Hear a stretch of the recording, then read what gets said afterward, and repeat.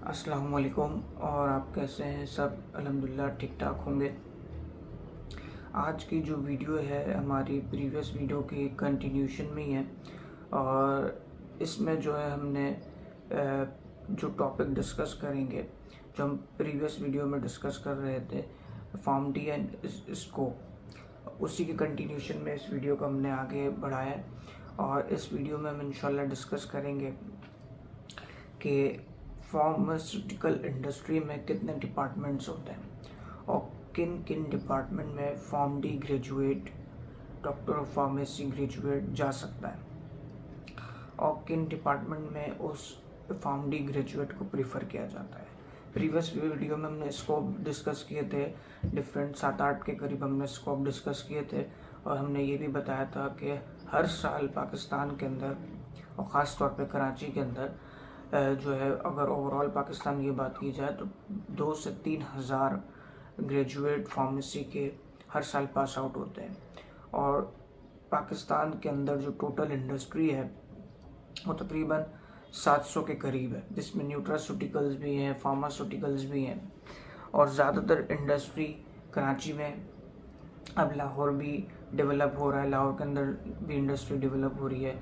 फिर पंजाब के अंदर इस्लामाबाद की साइड पे भी इंडस्ट्री डेवलप हो रही है, लेकिन ज़्यादातर इंडस्ट्री और पूरे पाकिस्तान से लोग कराची में ही जॉब के लिए आ रहे होते हैं। बहरहाल, तो किन किन डिपार्टमेंट में जो है फार्म डी ग्रेजुएट जा सकता है। और सेकंड चीज़ को डिस्कस करेंगे कि किन अदर डिग्री होल्डर के साथ फार्म डी ग्रेजुएट का कंपटीशन होता है। तो मैं आपको डिपार्टमेंट इंशाल्लाह हम डिस्कशन को कंटिन्यू करते हैं। और इसमें मैं पहला डिपार्टमेंट जो आता है वो आता है प्रोडक्शन डिपार्टमेंट। फिर उसके बाद जो डिपार्टमेंट आता है वो क्वालिटी कंट्रोल, क्वालिटी एश्योरेंस और टोटल क्वालिटी मैनेजमेंट आता है। ये तीनों एक डिपार्टमेंट होते हैं, लेकिन ये एक डिपार्टमेंट की 3 सब कैटेगरी हैं। फिर एक डिपार्टमेंट आता है वेयर हाउस, फिर आता है R&D, रिसर्च एंड डेवलपमेंट, फिर न्यू प्रोडक्ट डेवलपमेंट भी इसी के अंदर आता है। ये जो डिपार्टमेंट हमने बताया, ये डिपार्टमेंट इंडस्ट्री के अंदर होते हैं।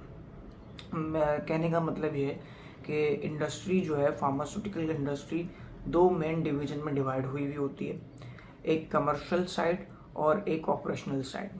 आपने देखा होगा जब सोशल मीडिया के ऊपर आप डिस्कस करते हैं, सोशल मीडिया के ऊपर आप प्रोफाइल दीगर लोगों की सर्च करते होंगे, तो उनमें आपको ऑपरेशनल हेड या प्लांट हेड का लफ्ज़ लिखा हुआ आ रहा होता है। तो वो जो प्लांट हेड होता है वो इंडस्ट्री जहाँ पे एक्चुअल में मैन्युफैक्चरिंग हो रही होती है उस पूरे जगह का हेड होता है, उसको लीड कर रहा होता है। तो ये तमाम डिपार्टमेंट जो हमने आपको ये 4 डिपार्टमेंट बताए, ये इंडस्ट्री के अंदर आते हैं। इसके साथ साथ इंडस्ट्री के अंदर और कौन से डिपार्टमेंट आते हैं? Engineering department, administration department, IT department and safety and hazard department भी इंडस्ट्री के अंदर आ रहा होता है।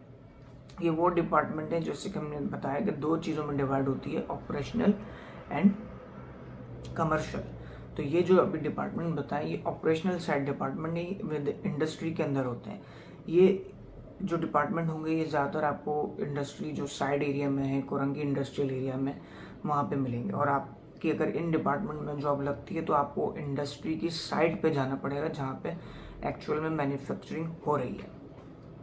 तो यह भी हमने आपको डिस्कस कर दी ऑपरेशनल डिपार्टमेंट, जो तकरीबन प्रोडक्शन, क्वालिटी, वेयरहाउस और R&D को मिला के ये टोटल 8 डिपार्टमेंट होते हैं। इसके अलावा जो डिपार्टमेंट आते हैं वो कहलाते हैं कमर्शियल डिपार्टमेंट, जिसमें आता है business development, regulatory affairs, medical affairs, supply chain, export, sale and marketing. अब सेल एंड मार्केटिंग भी फर्दर जो होता है, 2 डिपार्टमेंट होते हैं, तो अलग अलग डिपार्टमेंट होते हैं लेकिन एक दूसरे के एसोसिएशन में वर्क कर रहे होते हैं। सेल और मार्केटिंग 2 अलग चीज़ है और ये डिपार्टमेंट अलग है, लेकिन ये विद इन पॉइंट आके, एक पॉइंट पे आके दोनों मिलते हैं। तो डोमेन अलग है, लेकिन इनको लीड करने वाला जो हेड होता है, वो बिजनेस यूनिट हेड है, वो इनको लीड कर रहा होता है। तो कहने का मतलब है ये जो आपको हमने डिपार्टमेंट बताएं, इनमें एक डिपार्टमेंट होता है, मिस हो गया एक डिपार्टमेंट होता है डिस्ट्रीब्यूशन डिपार्टमेंट, और एक आ गया आपका फाइनेंशियल डिपार्टमेंट, और एक आ गया HR डिपार्टमेंट। ये टोटल अगर आप कैलकुलेट करेंगे तो ये 17-18 डिपार्टमेंट होते हैं जो कि एक फार्मास्यूटिकल इंडस्ट्री के अंदर होते हैं, जिसमें से आपको बताया production, quality control, quality assurance, total quality management, warehouse, R&D, new product development, medical affair, business development, regulatory affair, supply chain, export. ये वो डिपार्टमेंट है जिसमें प्योरली फॉर्म डी जा सकता है। इन डिपार्टमेंट के अंदर फॉर्म डी के अलावा भी लोगों को ले रहे होते हैं, इन डिपार्टमेंट के अंदर फॉर्म डी के अलावा भी लोगों को प्रेफर किया जाता है।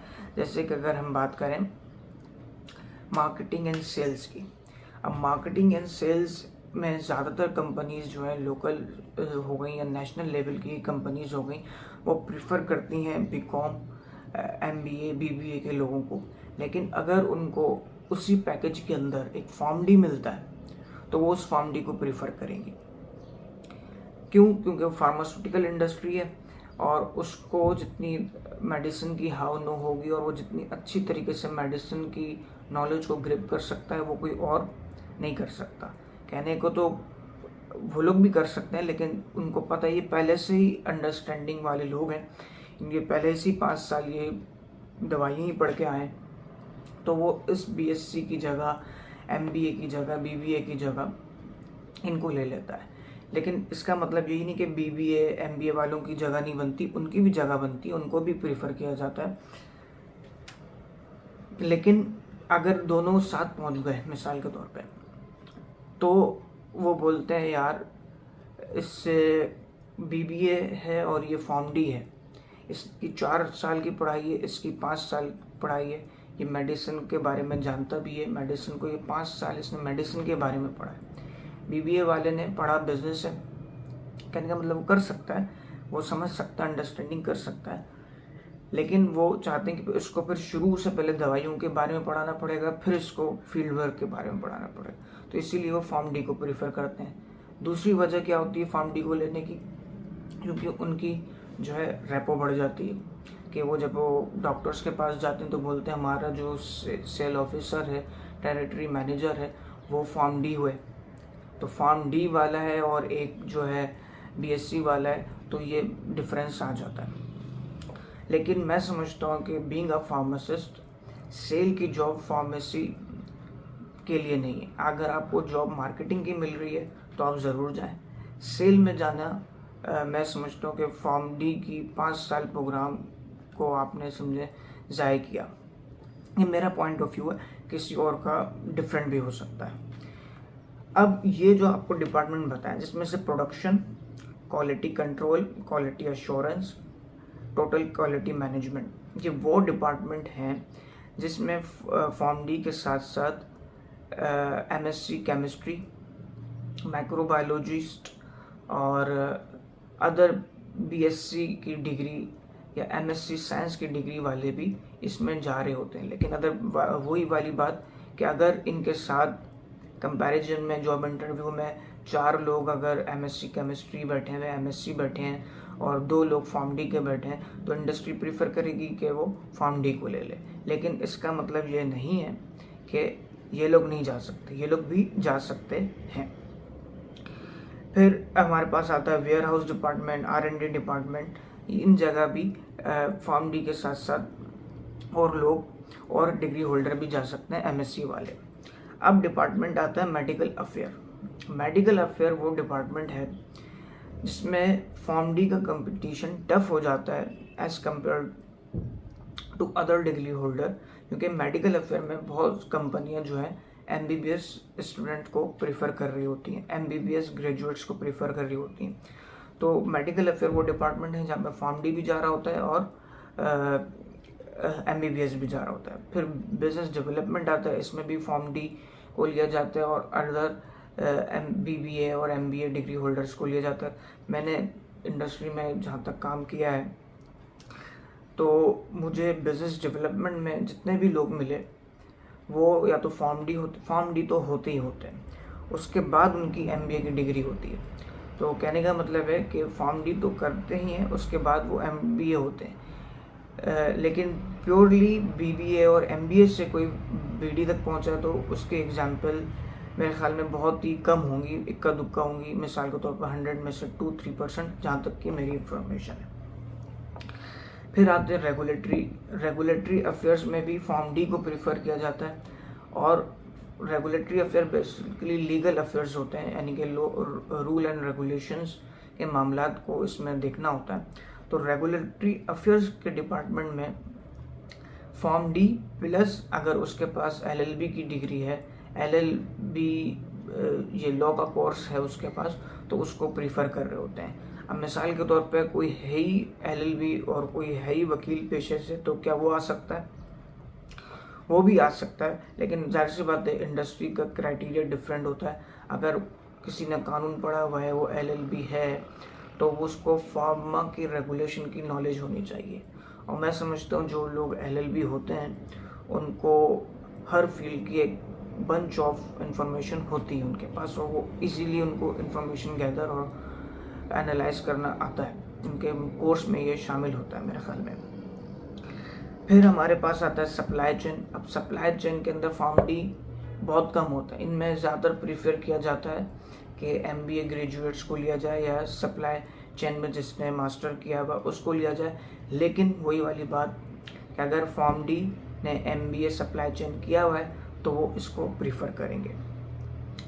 फिर डिस्ट्रीब्यूशन वो डिपार्टमेंट है जिसमें कम्प्लीटली MBA वाले लोग जा रहे होते हैं। एक्सपोर्ट और एक डिपार्टमेंट आता है इम्पोर्ट और एक्सपोर्ट हम समझते हैं एक ही होता है, लेकिन एक्सपोर्ट अलग होता है, इम्पोर्ट अलग होता है। ये इम्पोर्ट जो होता है ये लोकल ये प्रोक्योरमेंट के अंदर आ रहा होता है। सप्लाई चेन का जो डिपार्टमेंट होता है वो असल में प्रोक्योरमेंट होता है, और वो दो तरह की प्रोक्योरमेंट हो रही होती है। एक लोकल परचेजिंग हो रही होती है और एक इंटरनेशनल हो रही होती है। यानी कि इंटरनेशनल जो बाहर से चीज़ खरीदी जाएगी तो वो लोकल इम्पोर्ट होती है, और एक होती है इंटरनेशनल। तो इंटरनेशनल इम्पोर्ट को इम्पोर्ट मैनेजर देख रहा होता है, जिसमें ज़्यादातर फार्मास्यूटिकल APIs, एक्सिपिएंट और तमाम मशीनरीज जो भी बाहर से आती है। तो सप्लाई चेन के अंदर ये दो डोमेन होते हैं, एक लोकल प्रोक्योरमेंट और एक इंटरनेशनल प्रोक्योरमेंट जो कि इम्पोर्ट में आती है। और एक्सपोर्ट वाला एक्सपोर्ट में क्या होता है, वही काम होता है जो मैं समझता हूँ सेल्स में होता है, लेकिन वो एक एक्सपोर्ट का मतलब होता है कि दूसरे ममालिक में अपनी मेडिसिनल प्रोडक्ट को सेल करना। तो ये एक बड़ा टफ काम है, लेकिन आसान काम है। मतलब अगर आप इसको करेंगे, इस डिपार्टमेंट में जाएंगे, तो ये भी आपको बहुत सीखने का इन्वायरमेंट प्रोवाइड करेगा। फिर आते हैं सेल्स एंड मार्केटिंग। तो हम ये मेरे ख्याल में फाइनल ईयर के कोर्स में पढ़ के भी आ चुके हैं। तमाम यूनिवर्सिटी के अंदर फाइनल ईयर के कोर्स में सेल एंड मार्केटिंग का पूरा एक सब्जेक्ट है। इसी तरह रेगुलेटरी अफेयर्स के अगर आप समझना चाहते हैं तो फाइनल ईयर में जो हम लॉ पढ़ते हैं, ड्रग लॉ, ड्रैप के लॉ जो भी हम पढ़ते हैं, वो भी हमें फाइनल ईयर में पढ़ाए जाते हैं। तो उससे भी हमें एक अच्छी हावनो हो सकती है रेगुलेटरी अफेयर्स की। तो ये वो डिपार्टमेंट हैं, तकरीबन ये 8 डिपार्टमेंट मैंने आपको बताया जिसमें फॉर्म डी ग्रेजुएट जो है जा सकता है। अब वीडियो बड़ी हो रही है तो मैं कोशिश कर रहा हूँ कि आपको कंप्लीट इंफॉर्मेशन दूँ, लेकिन वीडियो बड़ी ना हो और टू द पॉइंट रहे। तो इंशाल्लाह नेक्स्ट वीडियो में मैं आपको मज़ीद इसकी जो है आपको इन डिटेल बताऊंगा कि प्रोडक्शन के अंदर मज़ीद कितने डिपार्टमेंट होते हैं, और इसी तरह हर डिपार्टमेंट के अंदर मज़ीद कितने और डिपार्टमेंट होते हैं, plus MNC multinational company, national and local में क्या फ़र्क है, plus public limited and private limited में क्या फ़र्क है। तो जब हम इन चीज़ों को समझेंगे तो हमारी एनालिसिस और अच्छी हो जाएगी।